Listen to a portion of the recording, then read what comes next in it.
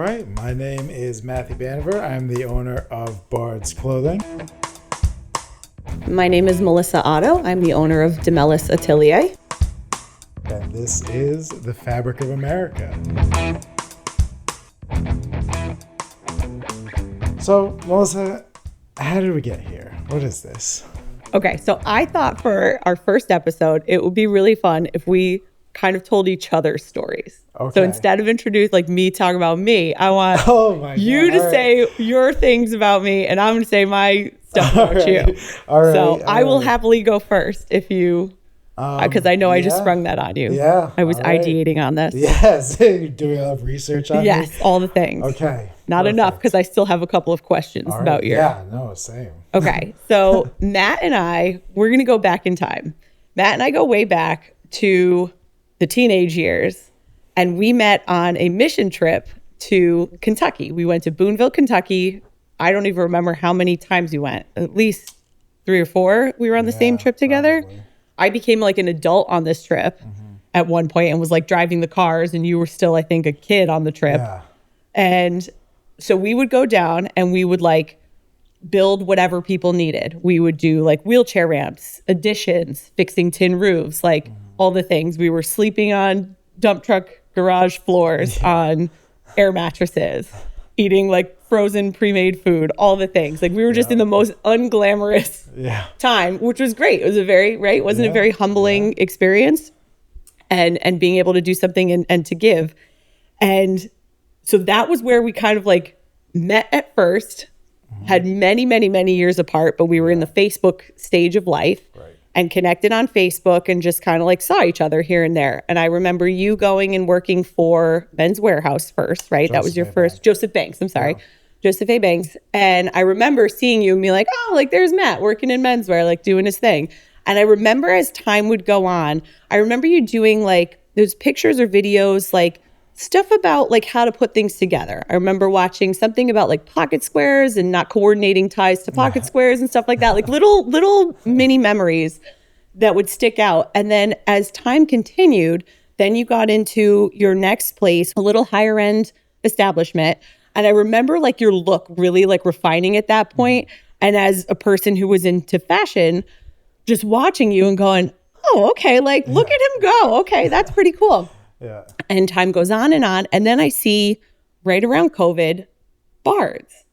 And so this is your baby now, but for lack of any other description, you are a storyteller at your core. Yeah. And whether it's telling your story, other people's story, a historical story, all of the things, like that's exactly where you've come to be in your life and business. And I feel so like if someone was like, tell me about Matt, I should be like, he's a storyteller. Like that's all that lead up, all of my backstory on you is to say that you're a storyteller. I appreciate that. I'm glad that you don't say he makes custom suits, because that is like the big. I know better by now, even though you did make my custom suit. Yes, exactly. But I'm not limited and pigeonholed. But no, yeah, that is it is wild when you like kind of paint the picture of how we went from rusty nails in a truck garage to being here on the podcast about like fabric and clothing and style. And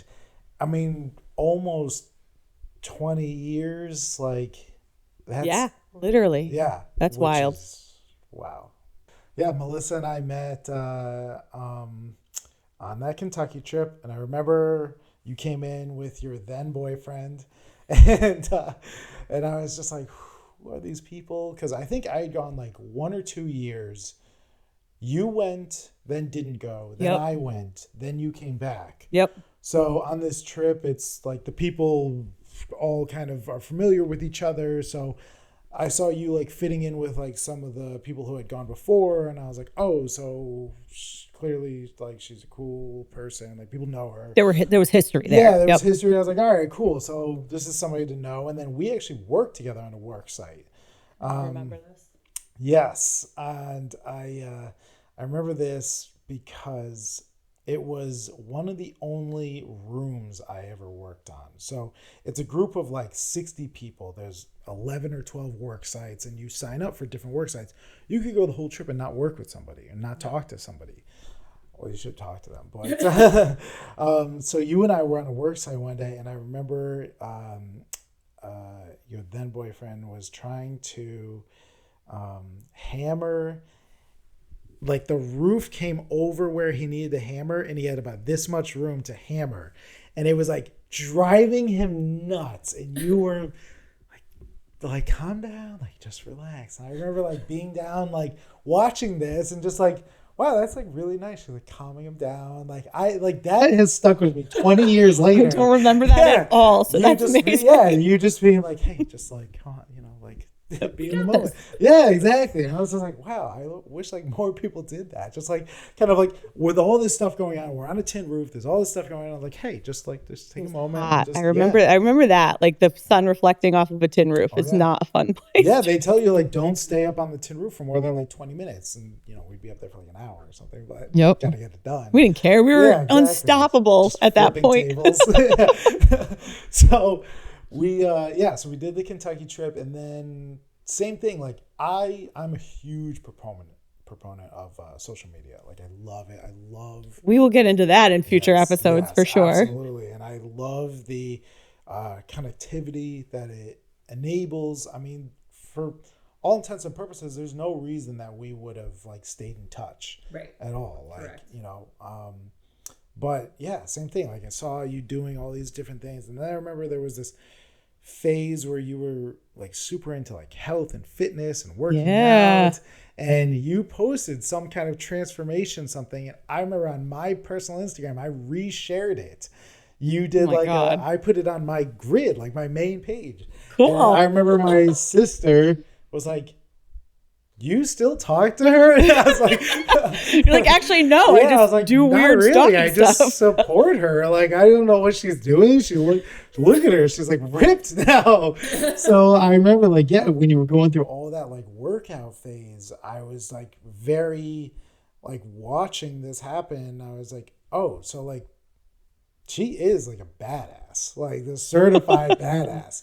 I was a lady boxer. That was like a thing. Exactly. Like I was just like watching like do this, and then like going from Kentucky, like building rooms to that. Like, all right, so she's like very tough, very determined, very just kind of like thank you going after it. Like that to me, from the outsider's perspective, is what stuck with me.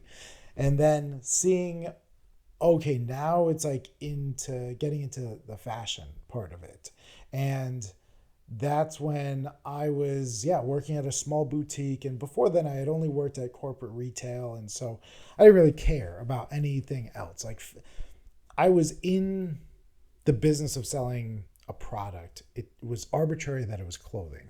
It wasn't until I really got to a boutique store that I started to dive into like what fashion was and what like all of this was. And then quickly on my radar, you popped up, and I was like, oh, so she's making her own waves in this own way. And I tried to like keep tabs on it and just be like, okay, so what is this? What is Demilla Satelier? Like, how do you even pronounce it? Like, you're going to say that. Nobody can. It's fine. And then, because back then also it was like the early-ish days of Instagram. So there were no stories. There was there was just like your picture. Just post, pictures. That's it. The like purity of it all. Yeah. Like no reels. Yeah. So I was just like, always like, oh, so this is really cool. Like watching it and just being like, okay, so I'm at a boutique store that was started by a person. That's really cool. Like I'm getting involved in these businesses where human beings are starting these businesses and they're selling a product and they're selling a service. But now I know this other person who I met on a Habitat type of trip, and now she's in this. So there's something bigger going on in this fashion world. It doesn't always just have to be, I was born with this sense of fashion. You can kind of come from anywhere. We were building rooms and porches, and then I knew her as like this badass fitness person is now into fashion. So there's something there that is bigger, that is a bigger calling, that's a bigger purpose. And that's what really stuck out to me.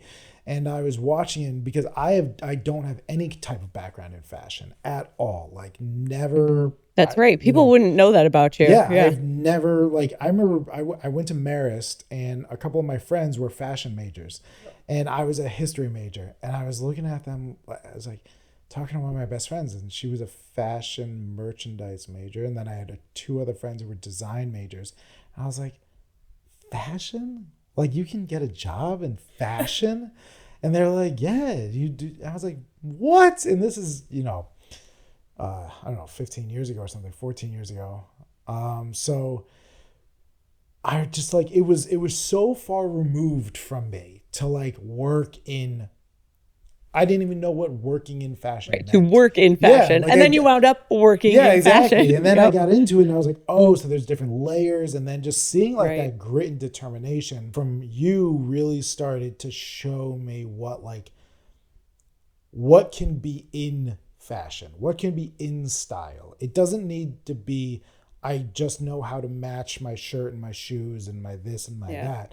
It can be your work ethic. It can be your determination. And seeing you go from building rooms and porches to the fitness to starting your own business, I was like, oh, so she's like about building and creating. And then when I started Bards, I was just confused at the time. I appreciate the depth of your I'm thought. Still confused. So finding myself. Yeah. So it was like that kind of determination that I was like, when I started Bards, I was like, the number one person on my list to contact was you. And we got coffee at Purgatory in Middletown. And I was like, I think I sat down. I was like, so what? You're like, what the hell? What are you? Like, tell me everything. Yep. And you told me about Demelis, and then you told me about like starting the Stitch Collective, and I was like, yeah, so is that you? Is that something different? Because that was still kind of the infancy of Stitch. Yeah, absolutely. Like, I had seen a couple posts on Instagram about it, so I was still trying to figure out that, and that whole meeting just solidified this image of you as somebody who kind of creates and weaves together and just like pulls together. It's like, it didn't matter if it was on a work site in Kentucky, like having somebody calm down in the midst of a big project, or fitness. I know that takes a lot, but then starting your own business, and then like you being a sounding board for me when I started my own business. It was very much like, oh, like, yes, you are somebody who is all about how do I connect the pieces? How do I find the right people for the right things? And I think that's very reflective of you as a sewist, and being okay, I need to fix something. How do I find the right tools? How do I put it all together? So it's very much this intertwined mission that you have that was like always kept me drawn to you, and always was like, all right, this is somebody who change is going to happen around her in a positive way. Thank you. I always, it's so funny. And we've talked about this before where like, you don't always see yourself, right? So when you hear other people saying things to you, I've talked about this too before on social with like things like, let's say a thank you note, right? Yeah. So when someone writes a thank you note or leaves a review or whatever for my business, and they say things like, you calmed my anxiety, or I felt like I knew you for years, or your presence was like so positive. There are certain like words and stuff, and you and I have sat down and done like a big like a branding assessment. Yeah. And when we've talked about like what words do you think of, or what words do you want people to think of when they think of your business, those are all the words. Yeah. So when other people kind of regurgitate and reflect that back and let us know that we're succeeding in what we're trying to put out there, like that's the most meaningful thing. So I think that's really cool. And even the stuff that you and I have talked about community in the bigger picture, and connecting people is something where like, yes, it's always been there. But if you would have said like, Melissa, pinpoint and describe what you're doing on like the macro level, I would have been like, I don't know, I'm just sewing. Like, exactly. But that is it. Like, that's really something that gets me fired up. That's part of why I started the Stitch Collective, which for those of you who don't already follow us, that is a group for mainly centered around bridal sewists, but anyone is welcome who is a sewing professional or who wants to be a sewing professional, with the idea that we're a connected community. A lot of people do these sorts of jobs alone. Yeah. And it's about not being in a silo and being able to kind of uplift everybody. It really kind of hones in on community over competition. And I feel very proud that we've remained that way over the last several years as we've grown and grown. And I think that that's a really cool piece of the puzzle, and then kind of recirculates and connects back to what you and I are hoping to do here with the podcast, and why it's so important to have community, to talk about local business, to talk about like kind of the little guy in all of it. Yeah. So like that's a good tangent on, for the listener, what is this podcast? What's it? What do we hope to talk about? What do we hope to change? What do we want all this to be about? What is the fabric of America?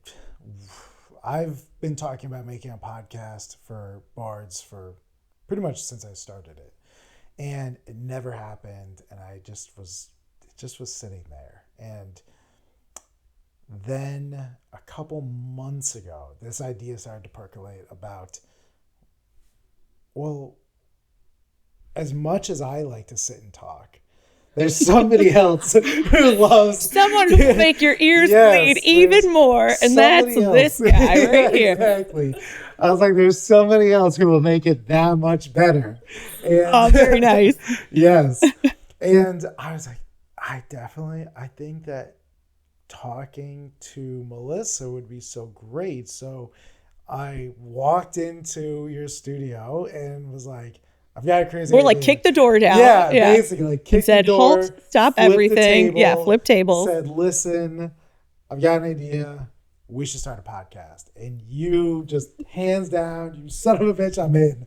And, pretty much. Yeah. I think verbatim that may have been. Yeah, absolutely. I think there was an F-bomb drop. Like, there was just, many from you, from people outside. Right. All the things. Everyone's told us to calm down, slow our roll. And we were like, no. Yeah. And then you took it and ran with it. So hats off. Don't you give me a good idea. Yeah. And it's been amazing. But we wanted to really talk about this because the fashion industry is gigantic. And I think it's bigger than a lot of people truly understand, because from fashion and clothing is one of those things where we do it every day. We put on clothing every day. Right. It has become such a robotic thing that we forget about what goes into it. We have gotten so into the habit of, I need a raincoat, one click buy, a raincoat shows up. There's no concept of who makes it, right, what goes into it, where it came from and how it gets to you, what those ramifications are, any of that. And then we see these good deed, feel good things of like, I shopped local. And it's like, it's kind of like going for a walk once a week. Like, yes, it felt good, but I don't do it every day. And it's like, well, what? You can make this difference. You right. can make a choice. You can make these decisions to do this and what it turns into. And in my history, I worked at corporate retail. I worked there for about 10 years. Yep. And I worked in West Hartford for about 10 years at 3 different jobs. One in the mall, one at and then 2 in West Hartford Center on the same block. One was at a corporate shop and one was at a family-owned shop.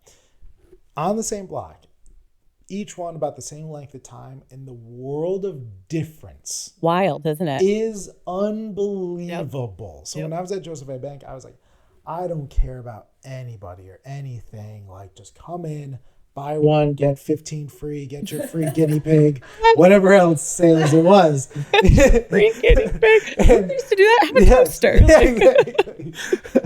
And I didn't care about anything else. There was no sense of my extent of knowledge of a chamber of commerce was it's reserved for plumbers and electricians. Like, really? That was your impression? That okay. is what I thought interesting the chamber was. And then when I moved over to the family-owned shop, I was like, oh, wow. Like, this is amazing. It's quite the expanse. And it is, there are more corporate-y type folks in there too. Yeah. But the amount of local small businesses and people behind the scenes is like staggering. It's really, it's quite wild.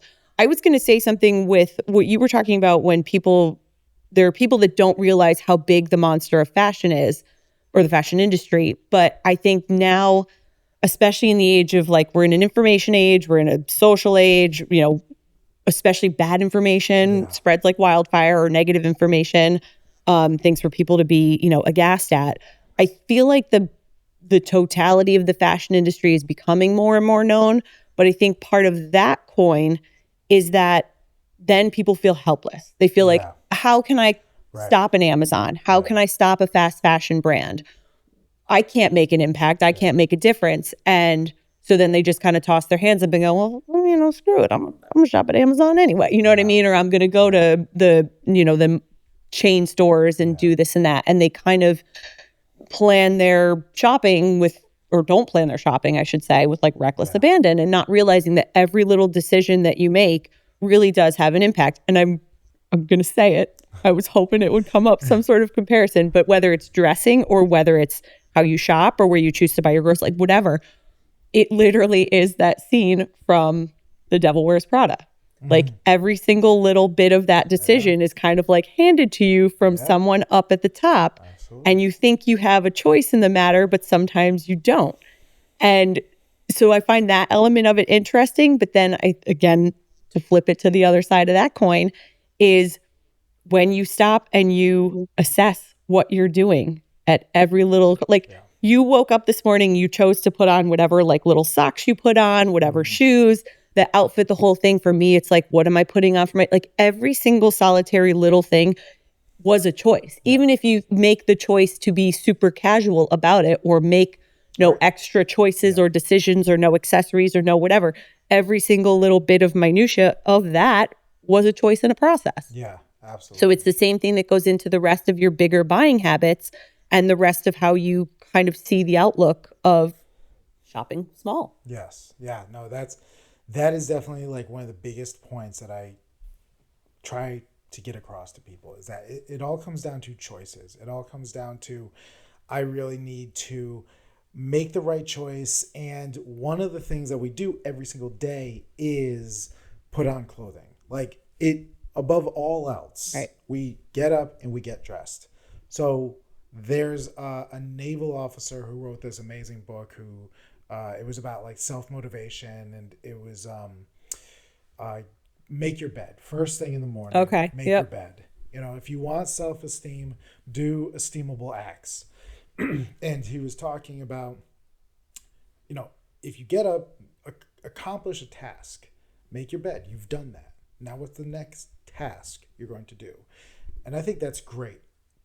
But before that, you get dressed and you can start, rather than like being reactive, like I've accomplished this task, you can be proactive by saying, I've made this choice. I'm choosing to go into my wardrobe and pick out the right things. I'm choosing to do this. I'm choosing this. And then like what you're saying about how it affects all aspects of life, if every day I'm constantly reminding myself, I'm choosing these jeans, and when I look at all of my jeans, I now see 5 years ago, I didn't have one pair of jeans made in America.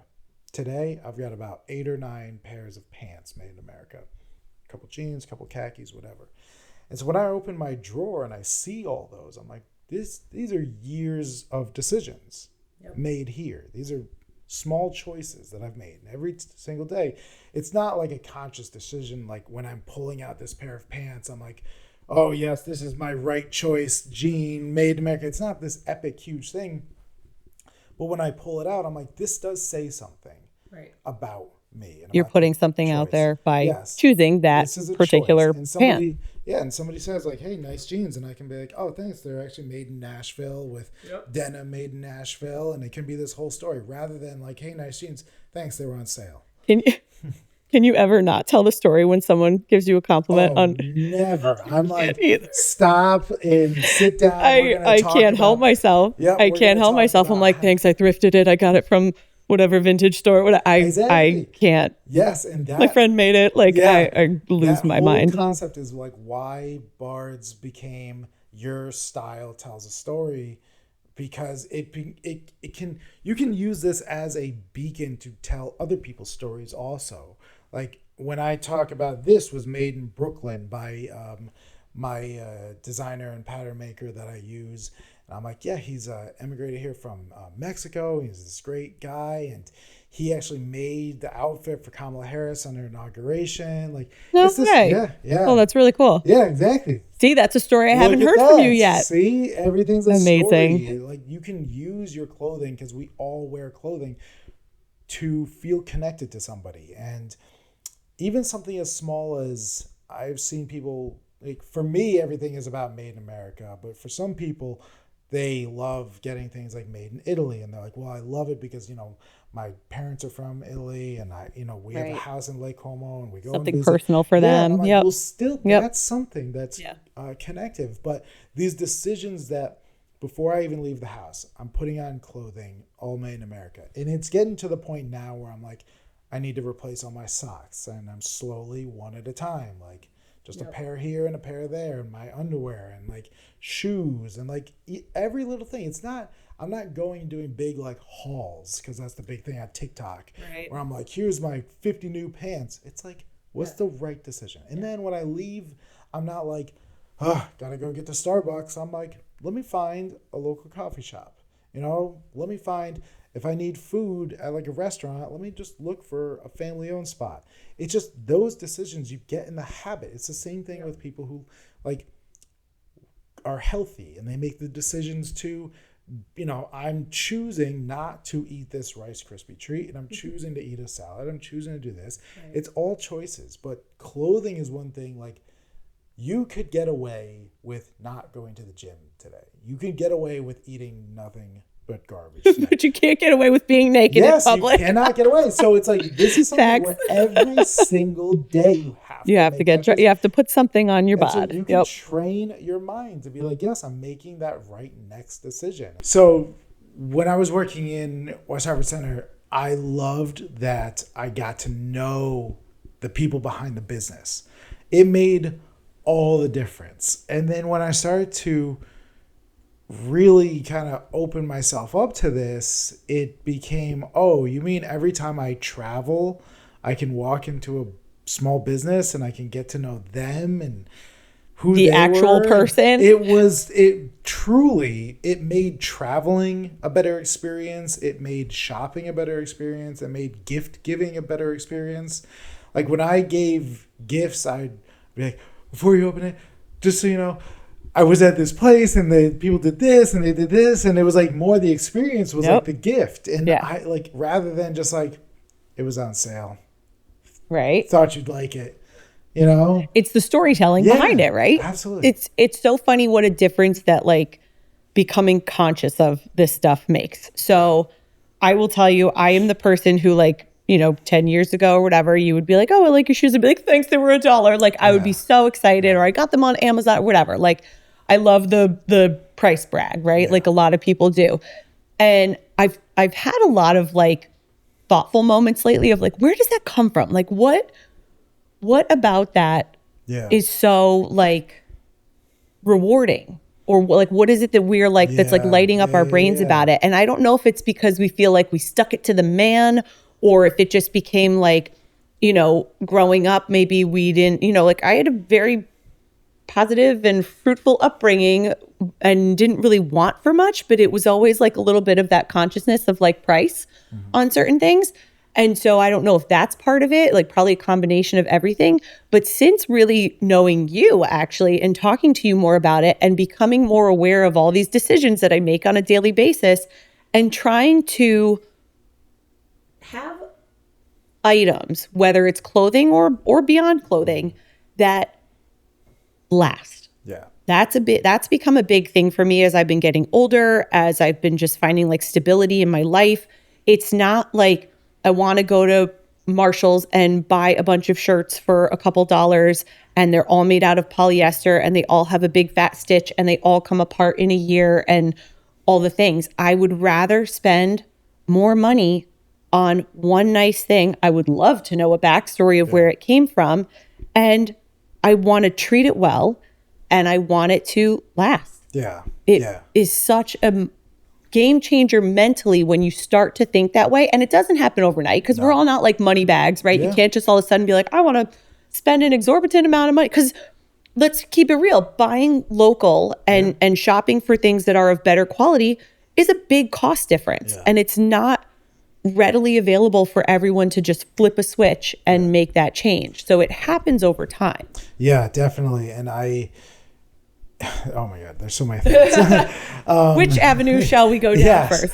The first is this concept of cost versus price and price versus value. Yep. And I think you pretty much hit the nail on the head of like sticking it to the man. Like, if you're not attached to this company and this product, then I want it as cheap as possible. Yep. Because it's just, you're just taking Yeah, my it means money. nothing to you. Yep. That's so true. Exactly. But if I am connected to you, then I know that getting my dress altered here, I know that your years of expertise are going into it, that the money I give you is going to help pay for your daughters, is going to help pay for Callie, is going to help pay for Sarah. Like, I know, so it's not about the money anymore. It's about the value exchange.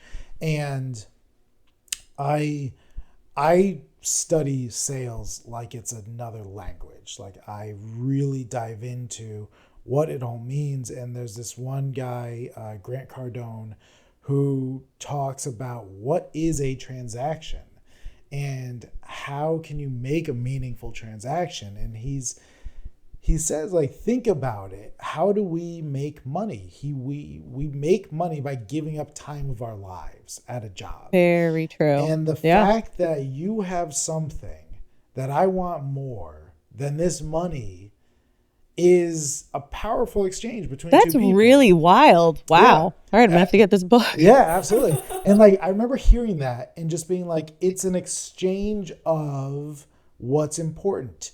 The thing that you have is now more important to me than the money I have earned.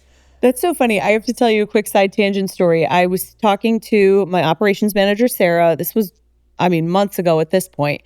And she asked me very candidly about like the financial picture of the business. And without giving like full on details, I'm like, I don't make a lot of money at the end of the day. Yeah. And I want to make sure that like my employees are taken care of. I want to make sure that they're compensated as highly as humanly possible for me. Yeah. And sometimes that means, and this is the case for a lot of business owners, sometimes that means like we go without to make sure that our employees have stuff. And there are different, in my business, there's different seasons to everything. So there are times when money's tighter than others. And she kind of like said to me, well, why do you do it? Yeah. And it totally caught me off guard. And I'm like, but I immediately like jumped back and I was like, because I fucking love it. Yeah. Like, I just love it. I can't picture myself doing anything else. Yeah, absolutely. But what I do, like, I love using my hands. I love having a skill. I love that people appreciate my skill. Yeah. I love the satisfaction I get from making something or like reverse engineering and re-engineering it, or maybe hopefully making it better, right? Than when it came in here. And that's just the alterations element of it. I have a million other things I'm into. I think that what just popped into my head was this idea of, I quickly saw this image of like a price of admission. Okay. Like, you love all of this. I got excited listening to you get fired up about all that. Yeah. And like, to pay you to do the work, that's my price of admission to get into this world. And same thing, what I want people to feel when they shop with me is same thing, price of admission. Like, right. You're not, the most arbitrary part of working with me is that you're going to leave with clothing.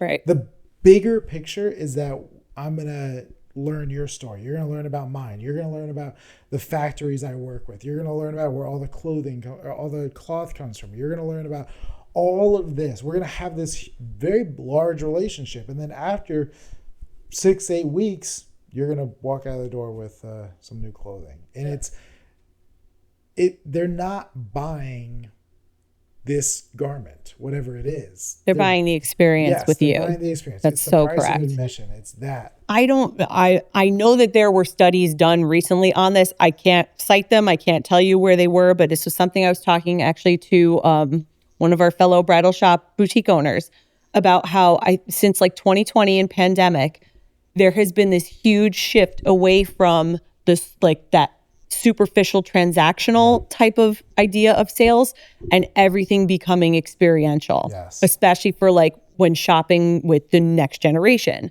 Everything is about backstory, about like maybe image for better or worse. Like, is it, social media, Instagrammable and things like that? But it's really becoming this all-encompassing piece of a shopping or purchasing puzzle. Yeah. People don't want. I've had a lot of people. My last 8 or 9 transactions have all been like customers who have come in have all been people under the age of 40, and they're all people who have said, "I know that there's something better out there, and I want to be a part of it." That they come in knowing and basically saying, enough is enough. I'm done buying crap. I'm done buying this. And maybe they're not making a full switch. To your point, it takes time, but they're like, I want to start to do this. I want to start to get clothing that lasts. I want to buy less and buy more. And, back to the point about like how much you make and like what you choose to do with it. Same thing. I mean, these jeans were $325. Okay. And yeah, I don't make a lot of money. These were also the only pair of pants I bought in that entire year. Exactly. And there's such a mental shift that has to happen for all of us as consumers. Yeah. And I think you're starting to see it. I mean, I hope it's not just in like my bubble circle of the internet or whatever is being fed to me by the algorithm. But I do feel like more and more there is a consciousness, a collective consciousness that people are waking up to, like, fast fashion is not good. Even take it a step beyond fast fashion, or fast fashion isn't just like cheap Temu crap. It can be Anthropology and other bigger box companies that are charging you $100 plus for a pair of jeans. It still doesn't mean anything good came from it or where they came from. So it's changing that mentality of consumerism, just like for the sake of consumerism, for the sake of having more. And I do think as we all get older, there is a mental shift that happens where like you just don't want to be bogged down by your stuff anymore. I know that's happened for me from personal experience. And so that was when I started to go like, okay, it'd be fun to have a big California closet filled with crap, right? Or good crap. But it's not that. It's about like kind of simplifying and purifying, especially from a clothing perspective, my life in that way. I don't feel overrun by my stuff anymore. I've slowly but surely been dwindling my closet instead of adding. And when I do add, it's very, very conscious. Like I'm very aware of what piece I'm buying, why I'm buying it, what need it's filling for me.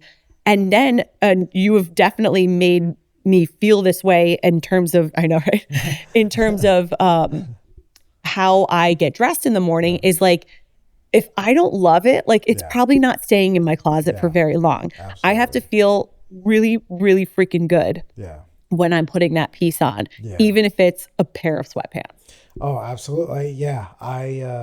It's funny because I have a couple, I have more sweats than, every time I look at how much like casual leisure clothing I have, I'm always a little surprised. I'm like, I actually have more. Shocked you own a single pair of sweatpants. Yeah, me too. But every single time I've bought them, it is at like a small business or something. And I buy them because I'm like traveling or something. Like my go-to pair of sweatpants I bought when we were up in Burlington, Vermont at a brewery. And we went out for my buddy's bachelor party.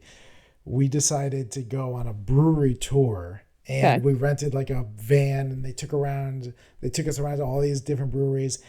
and the groom is really into the 90s. Okay. And so we decided to dress in all like 90s gear and like super loud like ski type outfits. Amazing. And so I got this thing. It was like a full ski like Onesie? outfit. Yeah, Tell me it was a onesie. basically Hell a yeah. onesie. And I bought it, and this is 4 or 5 years ago. So before I had really made the change to like buying in America and everything. So I bought this thing online, and it came in and it was like paper thin.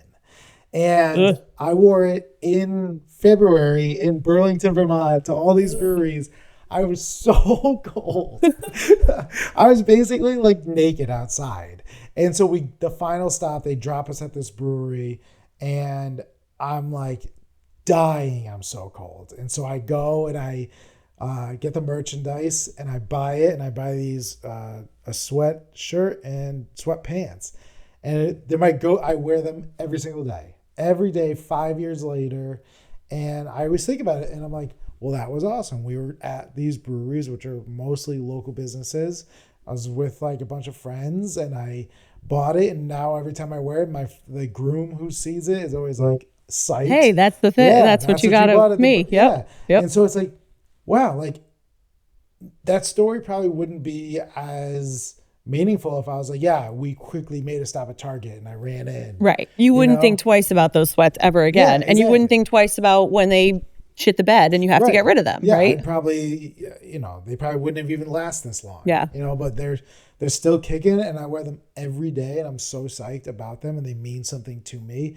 And I think that is one of the most important parts that I focus on, is that importance doesn't need to be on your formal clothing, because people, they hear that I make custom clothing and they automatically say, well, I don't need a suit.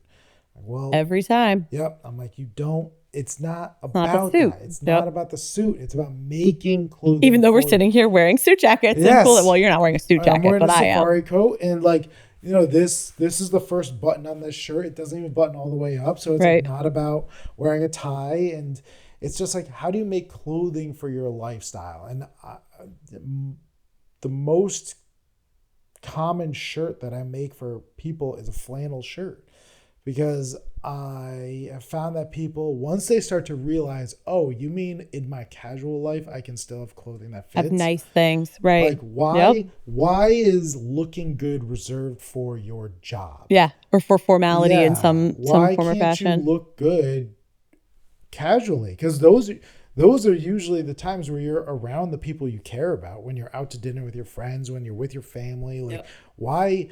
why get some terrible shirt that barely fits you when you're trying to go on dates and trying to do this? Like, why is that reserved for, oh, well, this'll do, Yeah. So starting to paint a picture for people's lives about how it's all connected, because I also think that people still shop with the mindset that I go to a 9 to 5, and then on the weekends I am free and I take the kids to soccer practice. That's not the world anymore. Most of us don't have like a traditional 9 to 5 where we go to an office and sit at a cube. Your life is not that. Like, stop buying clothing for work and clothing for casual. Those are the farthest ends of the spectrum. The majority of your life happens in this gray area. The in-between. The in-between. Interesting. And so how do you shop for that? It comes down to the decisions that you make, and the decisions you make every day, and starting to get dressed, and I'm going to go shop local, and it all just kind of snowballs. Isn't it? It's wild, the Yeah. interconnectedness of every single thing. Yeah. And once you start, so going back to the consciousness element of it, is once you start, it really does become second nature. Yeah. To go like, oh, I don't want to go to Marshall's. I want to try this other place. Yeah. Or, oh, I don't want to click shop on Amazon. You know what I mean? Like you become a little bit more reflective, and it actually is kind of refreshing to have like pause in life with a lot of these like purchase decisions and things. And then the same thing with like the necessity. Do I need this? What purpose is it serving? How long is it going to last? What's the cost value analysis? And to something you said before too, price does not always equal quality, especially in the current market and everything. So, but once you start becoming aware, even if not every single decision goes through that filter, it will start to happen more and more over time. So even just hanging around you and thinking more about it, I'm a Starbucks gal, right? I love Starbucks. But now with this kind of consciousness, I'm not going to lie, there's some like level of guilt if I have only a Starbucks around where I'm like, oh, like I'll go to Starbucks. It's my last resort. But it actually is a little refreshing to be like, you know what? Let me find the mom and pop shop that was on the corner. Like just throw open a Google map and see what's around. You kind of get more exploratory, a little more adventurous, and then you might make a cool business friend along the way. Who knows? Like you're just helping people in a local community, which is a really big difference maker on even the smallest of levels. Yeah, because you never know where interest will pop up. So when I was working at Joseph A. Bank, it was across the street from a Starbucks. And I would run into that Starbucks all the time because it was across the street. And I would either go there or Dunkin' Donuts and back and forth. And then when I started working at the boutique store, I started to go to a couple local shops because in West Hartford Center, there's about 17 coffee shops on one block. So literally when I started doing that, I started going to these local coffee shops. And I realized that one of the big differences is when I went to Starbucks, it was, about the specialty drink. And they pushed, it was very product facing. They're pushing this new drink or you can order whatever special drink that you've concocted on yourself or whatever. That's basically the dynamic there. You go in and you say you want this, this, and this. But when I started to go to local shops, it was like, so we got these beans in from this part of the world. It was like a little more niche, a little more nuanced. Yeah, way more about the background of it all and like how they got those beans and why these beans. Right. And like where did the owner travel to? Who did they connect with to get this product? That's so interesting. Yeah. And again, the story of the business and like slowing it down and being like, well, rather than just, I need coffee, let me go to Starbucks. Now I have coffee I need coffee, but like, let's enjoy it. Right. Because all going back to the experience. Yeah. How transactional and superficial is your is your experience at Starbucks, right? You're just like, bloop, bloop, order, pay, now the out of mobile here. order and everything right. like It's that. very faceless. It's very, cold. Yes. Versus very transactional. Yes. And drive-through culture too is like a whole other topic we could talk about. But when you have to stop, get out of your car, place an order, and then interact with somebody and maybe get a backstory or learn a little something in the process, it really slows down your experience. And if you are open to it, you can enjoy it more instead of being in like this rush rat race that we kind of have come to know as lifestyle at this point. J. Renee Coffee is one of my favorite coffee brands. They've just recently moved locations out of West Hartford on Park Road. There's one in the center in Cookshop Plus. They moved it to another one, but I remember going in there and the owner, I think his daytime job is like a lawyer, but his second job is this coffee shop. Loves coffee. He travels the world like sitting on roast competitions and like is a certified roast master and like will go to like Uganda and all these places, Honduras and whatever else, and like check out the beans and people will present their like findings. And I'm just like, what? This is so much better than like a caramel macchiato. Doesn't everything taste better with a story? Yes, it does. Or like, even if it doesn't, I'm like, but now I know more about what I don't like. And That's true too. It goes into like refining my taste rather than if I get a drink from Starbucks or Dunkin' Donuts that I don't like, I'm like, this sucks in the garbage. Right. I'm just like, I hate that. I hate them. I hate myself. Yeah. Whereas like, well, and there's the thing too, is like, if you go to a Dunkin', they don't give a crap about your opinion. If you don't like something, like you said, it goes in the trash. But if you're just yucking it up with the guy at the local coffee shop and you're like, it's too bitter for me. Maybe he gets the same feedback from 10 other people and then they change how they're roasting or what they're carrying or whatever. So it kind of, I don't know, it's a more one-on-one experience. Yeah. So now that we're both somewhat 4 or 5 years really kind of into this path. Yep. Now we're being more proactive about it.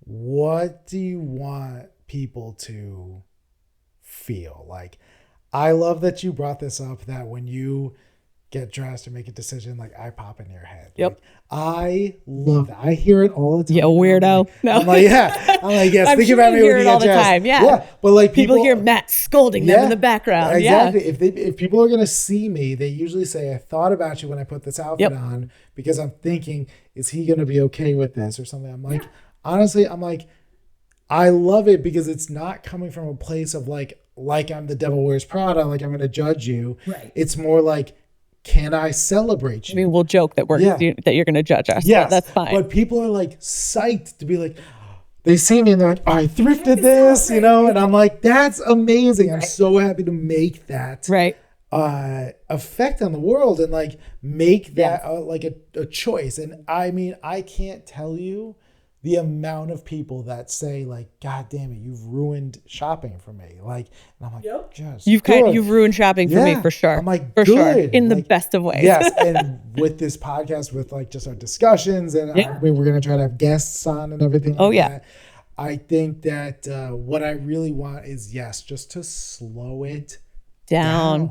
Yep. Like we just live in such a fast paced world, and COVID, you know, we talked about it in quarantine, you know, on the news, whatever. Yep. You just heard like that we got a chance to kind of slow down, but now it feels like we're kind of tripping on ourselves to speed back up. 110%. Like, let's just, you don't need one click buy next day air. You do not need it. Yep. And if you feel like you do, that probably comes from a choice you should have made a couple weeks ago, a couple months ago. Right. Like, you do not need it. Yep. I get, okay, whatever. If you really want to be that person who's like, yeah, but I do, blah, blah, blah. Things come up. Stop looking for the one reason to mold your whole life around. You don't. I was going to say, you don't need to do it every single time you make a purchase. It's completely unnecessary. You know, so. Yep. See, for you, it's the slowdown for sure. And it's that feeling. For me, it's I want people to slow down. And I would love my ultimate dream, make a few more things. Do a little bit more, even if you don't do it yourself. Like, so for me, the clothing angle of it is repairs, sewing, upcycling, recycling. Like, if I can help have some sort of impact in that realm, it will be a life well lived. If there's a way to have a community impact in that element, that's my jam. Yeah. We got about 5 minutes left, so I want to make sure that we kind of address what we both want to see from this. And I think the most important reason that we're both sitting here is that we're in the same industry, but it's like saying me and somebody in Australia are on the same planet. Right. It's like apples and oranges, completely different which things. Is so funny. Yep. And that's the beautiful part about this, is that we can talk about this from two completely different angles and what this really means, and two different life experiences, really, because absolutely. we have very different backgrounds. We have very different living situations right now. Me being married with children, you being like single guy doing your thing, cat owner, right? Listen, cats are the best. Yeah. I mean, dogs are cool too, also. But I'm gonna let you argue with viewers and listeners about that. That's your box to stand on. Yeah. But yeah, we have two very unique perspectives, I think.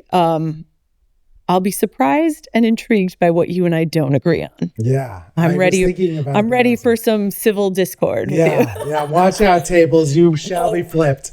So anyone who needs to know, Matt and I do the gesture of flipping tables but it could be for anything. Yeah. We want to flip tables when we're super excited. We want to flip tables when we're mad. We want to flip tables when somebody wins at something. Yeah. We're just like, boop, flipping tables. So you're going to hear a lot about flipping tables as this podcast progresses, and hopefully you'll learn a few things and take some positive impact back to your life. And what's the saying? Like, you don't need one person doing or you don't need everybody doing something perfectly. You don't need one person to do something 100% perfectly. You need a bunch of people to do it half perfect. something like that. Sounds good to me. Making changes. I just butchered that. I think but you crushed it. thank you. I'm gonna flip a table over yeah, that one. exactly. It's something to that effect, where like nobody has to be a perfectionist about shopping completely local or only made in America or whatever. It's everybody taking a minute to change one behavior. Yeah. One little thing, one shopping decision. And if everybody does that collectively, we get to a better place. Yeah. It's stopping the robotic, automatic, this is how I do this. I shop on Amazon. Stop that. Like, just slow it down. Listen, we're not here to convert anybody. It's not, I mean, maybe we are, in a perfect world, I'd love to be like, never shop on Amazon again. Yeah, exactly. But that's not the reality of life, right? Yeah. Like, to your point, everybody at some point is going to wait till the last minute, going to want something overnighted, going to do whatever. It happens. Just but don't make it your default. Correct. That's exactly it. I don't be like, I need a book, open up Amazon. Like, are you oh my kidding God. me? That's like the worst. Yeah. So many bookstores around. Like, yeah. There's so many things that we just want to slow it down. We want to talk. And, you as the listener, we want you to bring up topics that you want us to talk about. Because one thing I'm always interested about is that I make custom clothing and people will say, so can you give me a ballpark range? I know it depends on a lot like fabric, but like, and when they say that, I'm like, you're saying those words, but I don't think you know what it means. And I'm sure I don't think you know what that means. Yeah, exactly. And I think that you have the same experience where people are like, I know the alterations probably, it depends on A, B, C, and D. But they don't know. And that's what I want to get into. It's like, we all know clothing needs to get made, but we don't know. So, listener, thank you very much. And please stay tuned for the next episode of The Fabric of America.